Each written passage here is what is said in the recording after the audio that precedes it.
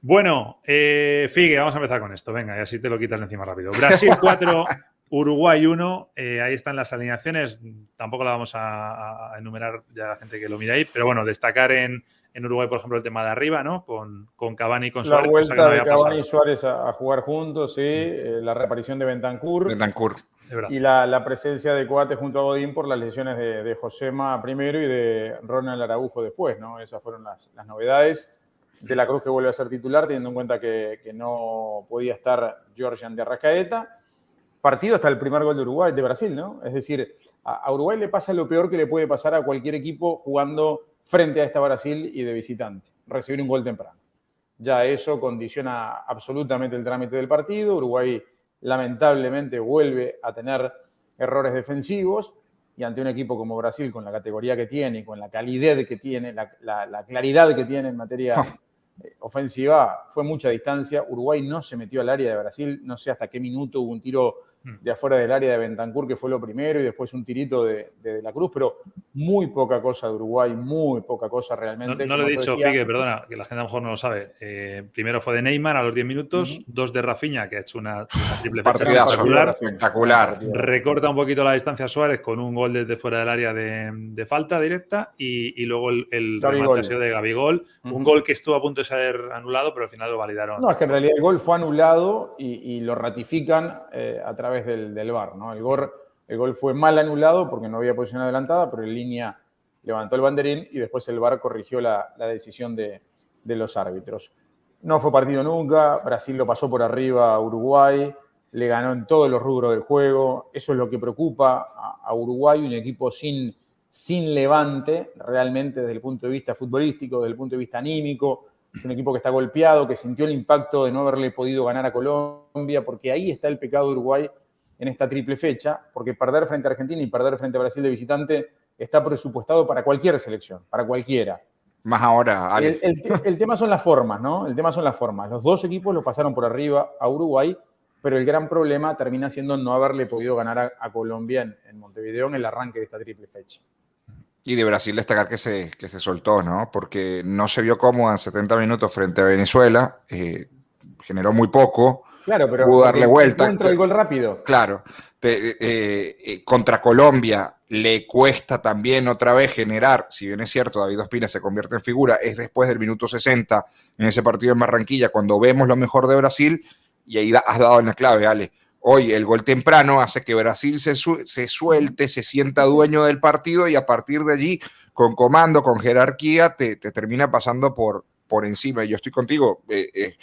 Son las formas. A diferencia del partido contra Argentina, vimos unos primeros 30 minutos buenos de Uruguay y luego, bueno, esas cosas, ¿no? No entran y terminamos viendo la exhibición de Argentina. Hoy no hubo tiempo. El gol de Brasil liquida a Uruguay y a partir de allí nunca se sintió cómodo, ¿no? No, nunca fue partido, nunca. A diferencia de los otros dos partidos de Uruguay de esta fecha, que sí hizo muy buena media hora de inicio y el problema era que no convirtió el gol, eso es lo que decía, y ahí es donde se hunden, claro, exacto, pero es que lo de hoy es que sí, pero la gran conclusión es que en Buenos Aires y Manaos la figura fue Muslera, ¿no? Sí. Bueno, es que si no es por Muslera hoy. No, pero digo que eso te define lo que pauta, fueron esos dos partidos para Uruguay. Lo que sufrió, ¿no? Uruguay, claro. Lo sufrió, le generaron mucho. Yo sí creo que en Buenos Aires hubo esa media hora buena de Uruguay, que generó varias. Incluso Dibu Martínez tuvo, recuerdo, un par de atajadas fenomenales. Y el tiro en el palo. Y el tiro en el palo.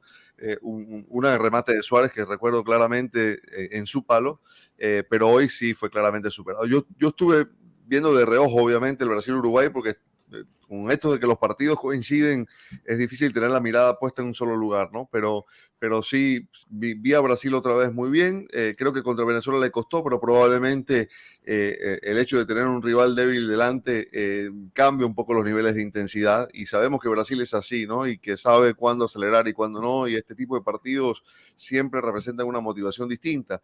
Y destaco lo que han dicho ustedes, el partido de Rafinha, que me parece que está viviendo, y no lo digo en sentido negativo, lo contrario, sus últimos días en el Leeds, porque dudo mucho que pueda sostenerse para una temporada más en ese club, porque lo van a ir a buscar los grandes.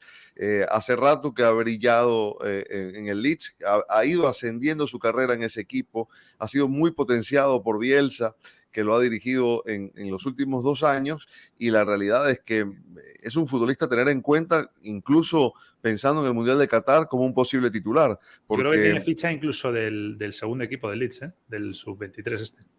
Fíjate lo que sí, es este jugador, ¿no? Sí, es titularísimo en el Leeds, es un jugador muy importante, pero lo digo porque tiene unas características, tiene una dinámica que, a ver, estoy lanzando un vaticinio que a lo mejor no se cumple, pero me refiero que hay jugadores en Brasil que son titulares claros, que los podemos ver hoy y los vamos a ver probablemente en el mes de noviembre del próximo año si no se lesionan. Pero hay puestos en la selección brasileña que todavía están por ocupar, es decir, que hay varios nombres que podrían ocuparlos, y creo que en esa mitad de la cancha Rafinha podría caber perfectamente por esa dinámica que tienen, justamente, ¿no? Que es un ritmo muy, muy distinto. Sí, totalmente. Hay mucha gente en el chat, y entiendo que no solo en el chat, también en general allí en Uruguay. Parece que es que yo tengo interés en sacar este tema, Figue, pero es verdad que sale después de cada uno de estos partidos. Sí. Que sigue pensando, y hoy creo que cobra más fuerza a raíz de, luego lo hablaremos, lo que ha pasado con Berizzo, que dice, no, es que no podemos seguir con Tavares. Yo entiendo lo que dice siempre Figue, o sea, al final la confianza está puesta en este cuerpo técnico y con eso van a morir. Pero no sé si puede ser que los jugadores, no que hayan pedido confianza, pero por lo que sea que no esté funcionando. Es que no sé. Yo creo que hay procesos que se van desgastando naturalmente. Y ese desgaste puede afectar al cuerpo técnico, puede afectar a los jugadores, puede afectar absolutamente a todos. Yo lo que digo que este plantel, cuando hablo de plantel, hablo de jugadores y de cuerpo técnico, han sabido sobrellevar en esta propia eliminatoria y en anteriores situaciones similares. Porque hay que recordar que Uruguay, camino a Sudáfrica, estuvo eliminado, se metió en la pelea y después todos sabemos lo que pasó. Camino a Brasil 2014, hubo que volver por el repechaje. Recién al Mundial de Rusia pudimos clasificar de forma directa. Es decir, no es nuevo esto de sufrir la eliminatoria. Siempre sufren esa palabra, sufrir, claro, ¿no? Saber sufrir. La eliminatoria sudamericana es una eliminatoria muy complicada. Y además, en esto del camino al Mundial y en el Mundial, lo que menos importa es el orden de llegada. Importa el orden de salida, es decir, salvo que seas quinto. La Copa del Mundo, no, pero en la Copa del Mundo vos sos el último en clasificar y podés hacer un gran mundial. Bueno, dices una vez que ya te has metido. Exactamente. Sí. Incluso el repechaje, Nacho, no tiene el peso, bueno, porque lo que bien dice Ale. Es un dolor de cabeza, ¿eh? No, es un dolor de cabeza, está bien, pero Uruguay al Mundial de Sudáfrica fue el último país en clasificar. Lo hizo a través del repechaje, fue la 32ª selección en clasificar. Hizo un gran mundial. Terminó. Y refrescame la memoria, porque yo esa etapa no seguía tan de cerca a la celeste. Las sensaciones eran, imagino que mejores. O sea, el problema que yo veo ahora es eso. Es que hoy te vas de Brasil goleado y sin haber luchado el partido. No, está bien, pero mirá que yo recuerdo el partido visitante contra Perú en Lima, Uruguay pierde 1-0, y se pedía la cabeza del entrenador y se creía que era el fin del mundo, y se pudo revertir y se clasificó. Es decir, eso no es nuevo. Lo que entiendo, vuelvo a repetir, en todo proceso puede haber un desgaste. Lo que pasa que también la eliminatoria es una competencia muy complicada. Uruguay se acostumbró también a una continuidad del es muy difícil pensar ahora en decir, bueno, saco a Tavares y traigo a un entrenador cualquiera. Porque me parece que va a generar más ruido todavía en la interna del plantel que el hecho de apostar. Y además hay que mirar la tabla. Porque es cierto que Uruguay viene de 2 derrotas muy feas. Uruguay está quinto. Es decir, Uruguay sigue en zona, por lo menos, de meterse en el repechaje. Ahora tiene que jugar con Argentina en casa y tiene que ir a La Paz. Es decir, el fixture inmediato es complicado, pero el final quizás no lo sea tanto. Entonces, yo sigo creyendo que no es una solución porque ningún cambio te garantiza absolutamente nada. Sigo convencido que los propios jugadores pueden encontrar las herramientas como para levantar este momento, pero además entiendo que el déficit futbolístico que hubo frente a Argentina y frente a Brasil, donde fuimos ampliamente superados, se explica más en la diferencia que hay en el momento de cada uno de los equipos que en la gestión del equipo por parte del entrenador. Yo quisiera añadir un elemento más que no puedo comprobar, pero a mí me parece que vamos a medir mejor esto en la fecha que viene. Y lo digo porque no va a ser una fecha triple. Claro, es doble. Quiero decir que cuántas selecciones de estas sudamericanas que están peleando el Mundial pueden hacer lo que hace Brasil, que te puede hacer unos cuantos cambios de un partido a otro sin que eso influya de forma notoriamente en su nivel, correcto. Gana los partidos y los resuelve igual. Argentina no mueve mucho el 11, pero si nos damos cuenta, la base de ese 11 titular argentino es una selección bastante joven, es decir, que puede tolerar mucho mejor el trajín de partido y que además en esta última fecha jugó 2 partidos de local con un desplazamiento corto a Asunción. Eso cuenta y mucho desde mi punto de vista, ¿no? El desgaste. Y probablemente Uruguay esto le pueda estar pesando porque no es sencillo el trajinar de estos partidos triples para gente como Godín, como Suárez, como Cavani.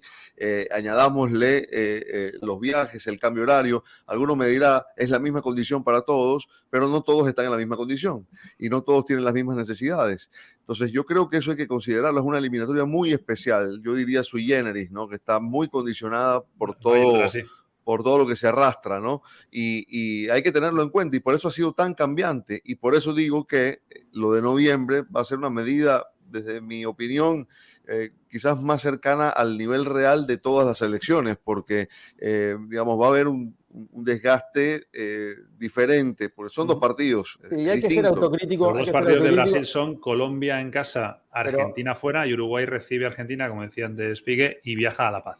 Nacho, quiero decir que además hay que ser autocrítico y también tener humildad, pero cuando se apela a la humildad, también hay que apelar a la humildad del aficionado, es decir, hay que saber lo que se tiene y entender que hay ciertos jugadores que pasaron por su gran nivel y que quizás ya no lo van a poder reencontrar. Entonces no se puede estar con esa nostalgia de que lo que... Pero es difícil, Ale, ¿eh? Es difícil porque no solamente los que pasaron, sino la generación que tienen son futbolistas de mucho nivel. O sea, estamos hablando de Valverde, de Betancourt. Correcto, pero Valverde y Betancourt tienen mucho para dar. Delantero del Manchester United, delantero del Atlético de Madrid. Claro, es un equipo de élite. Real Madrid. Sí, está bien. Y el que es de la Cruz, juega en River y la rompe cada fin de semana. Es decir, es un equipazo donde uno lo mira. Claro, pero también tenés que entender que hay muchos jugadores que son titulares en la selección seguro. de Uruguay que no están en ese nivel. Es decir, Godín está jugando en el Cagliari, Sebastián Coates juega en Portugal, hoy Martín Cáceres, que entra como solución, juega en la Fiorentina. Es decir, tampoco es que todos están en el primerísimo nivel, porque no es así. Entonces me parece que también hay que darse cuenta cuáles son las posibilidades, pero también las limitaciones. Y entender. Yo solo acepto ante Argentina y Brasil, pero ante los demás no, Figue. Bueno, está, pero ante los demás hay 2 que están arriba nada más en este momento, Nacho. Correcto. Ante y que fueron justo los rivales, ¿no? De Uruguay. Ecuador, sí, bueno, y quizás por eso lo que dice Dani, a ver qué pasa en la siguiente fecha. Bien, que es cuando... por eso. Bueno, pero le toca, la peor noticia es esa, le toca Argentina otra vez.